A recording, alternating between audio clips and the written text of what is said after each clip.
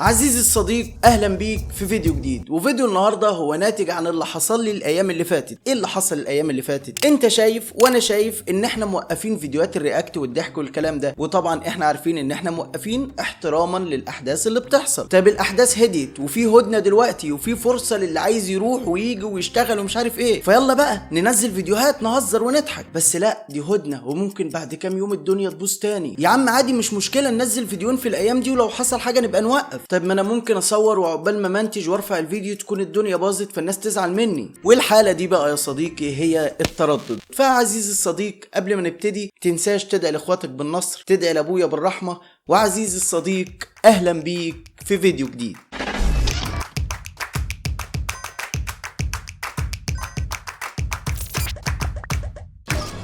علماء النفس يا صديقي بيقولوا ان التردد هو ان ما يبقاش عندك القدرة تعبر عن رأيك او قرارك، لا بالفعل ولا حتى بالكلمة. حتى لو القرار ده يخص مستقبلك انت، حياتك انت الشخصية، دايما عندك حتة الخوف من انك تقوله. لا، والنصيبة الزرقاء انك بعد ما بتخاف تقوله بتقعد تأنب في نفسك، انا ليه كده؟ هو انا ليه ما قلتش اللي انا عايز اقوله؟ لا، ارجع لرشدك بقى.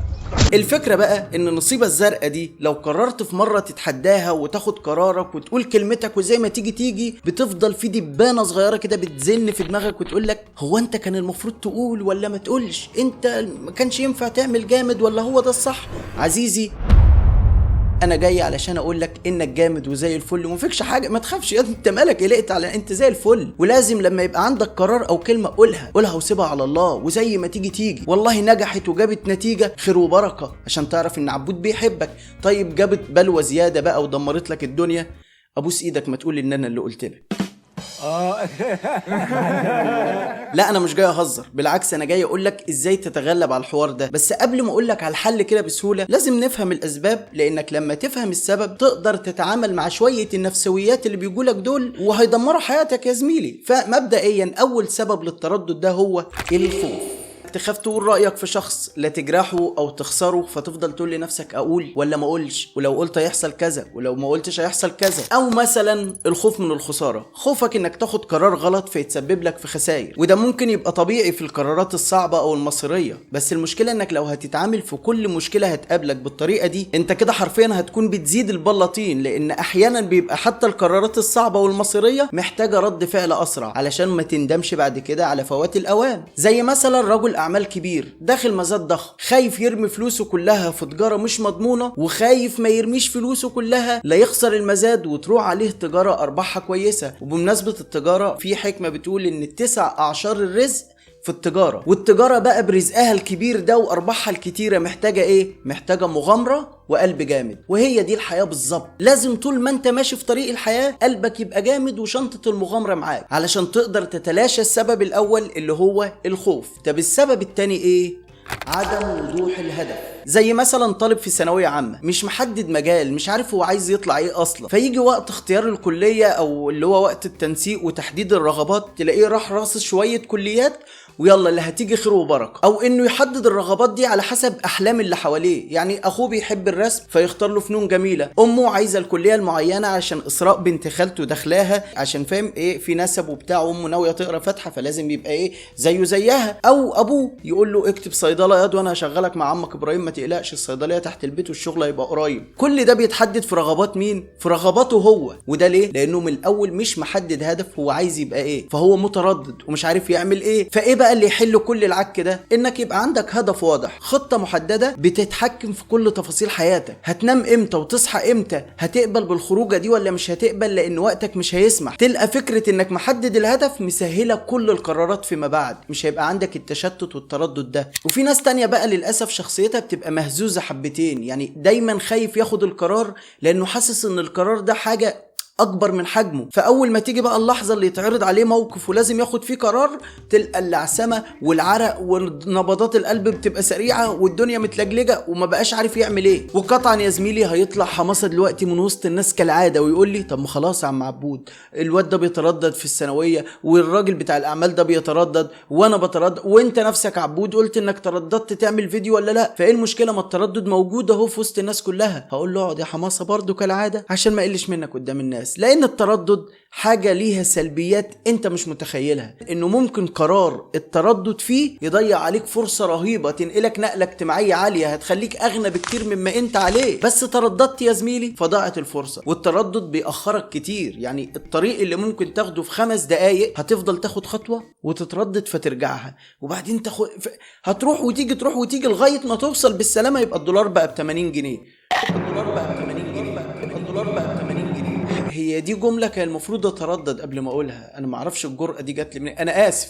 وكأنك يا صديقي لا سمعت ولا انا قلت ولا خرجنا عن سياق التردد وما زلنا بنتكلم في الموضوع. واقول لك ان من سلبيات التردد برضو الخوف والقلق، اللي ممكن بسبب انك ما واجهتش المشاكل دي او التردد ده وبدأت تعالجه بالحلول اللي هنقولها كمان شوية، هيفضلوا الخوف والقلق دول يكبروا معاك لغاية ما يبقوا جزء من شخصيتك. اول الحلول يا صديقي، وهو حل من البديهيات لدرجة اني ما كنتش عايز اقوله لك، وهو الاعتماد على ربنا. واكيد طبعا انت مش مستني حد يجي يقولك ان ربنا الوحيد اللي قادر يغير قدرك، ربنا الوحيد هو اللي في ايده يهديك للمستقبل الصح واللي كله خير ونجاح ليك. فالاستعانة بربنا في كل قرار عايز تاخده، بالصلاة والدعاء وصلاة الاستخارة. صلاة الاستخارة استخدمها في اي شيء انت قلقان منه، يعني صلاة الاستخارة مش لازم تبقى رايح تخطب فتصلي يا رب هوا، لا، في كل شيء عايز تاخد فيه قرار الجأ لربنا عن طريق صلاة الاستخارة. الهدف، لما يبقى عندك هدف هيبقى عندك القدرة على انك تتخلص من التردد والقلق والتوتر وحب الشباب وقرص الناموس. كل ده هيبقى مش موجود حرفيا لو عندك هدف ماشي فيه، لان بدون هدف انت بالظبط عامل زي اللي نزلوه بهليكوبتر في الصحراء، مفيش اتجاه مفيش هدف يمشي عليه، فحرفيا هو غريق في مكان مفيهوش ميه. شوف الذل ليه؟ مفيش هدف. الحاجة الثالثة او الحل الثالث هو التعلم. دايما اتعلم من خبرات الناس اللي قبلك، شوف ايه اللي وقع فيه علشان تتجنبه، وشوف ايه اللي جاب معاه نتيجة علشان تمشي فيه او تطوره كمان فتنجح اكتر منه وتوصل اكتر منه. يعني على رأي المثل اسأل مجرب واللي يسأل ما يتوهش. لازم دايما يبقى صفة المغامرة دي معاك. خد القرار، ممكن القرار اللي تاخده ده يكون هو اصلا الصح ويتسبب في ان يجيلك خير ورزق كتير قوي بسببه. مادام خدت بالاسباب هتخاف من ايه؟ وفرضا ان القرار ده طلع غلط، خسرت فلوس، خسرت ناس، الناس فهمتك غلط، مش مهم يا زميلي، كله بيجي ويروح، المهم صحتك. بقت في النازل. صديقي انا عارف ان انا طولت عليك، بس في سؤال اخير هنجاوب عليه وبعد كده هسيبك تنطلق. والسؤال هو لو حصل واتحطيت في موقف والمفروض تاخد قرار وانت متردد تعمل ايه؟ انا هقولك تعمل ايه. مبدئيا انا عارف ان الموقف بيبقى محرج لما تلاقي نفسك بتهته متلجلج مش عارف تتكلم، تلاقي الناس بدأت تبص لك كده بصات تخليك انت محرج اكتر من الحال اللي انت فيه. بس انا جاي اقولك بكل سهولة اهدى وتلاشى كل ده. واول حاجة اطلب وقت للتفكير، تحديدا لو اللي مطلوب منك ده قرار، لا اطلب وقت انك عايز تفكر علشان تاخد قرارك الصح. كل ثقة كده لان ده حقك، والله يسيبوني بس هفكر في الموضوع واقول لكم. والحاجة التانية اسأل، استشير حد من اهل الخبرة، والله انا الامر 1 2 3 ومحتاج اخد القرار ده. ودي حاجة كلنا بنعملها، ما تتكسفش، ما تقولش ايه لو سألت فلان هيقول عليا، لا، اسأل حد قريب منك، ابوك امك اخوك صاحبك بس انت بتثق فيه كده.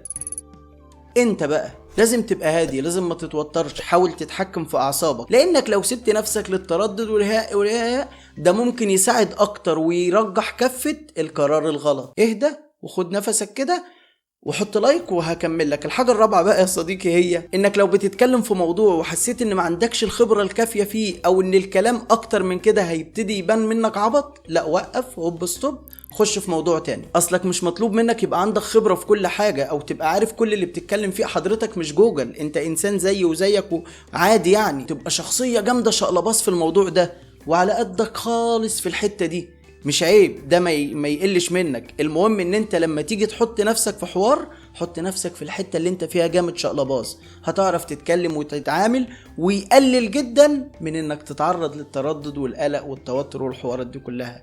مثلا انت دلوقتي حطيت نفسك في قرار محترم جدا انك قاعد بتتفرج على الفيديو بتاعي، بس القرار اللي انت متردد تعمله اللي هو تحط لايك او لا ده هيضيعك. الحق بسرعة حط لايك لان الفيديو خلص.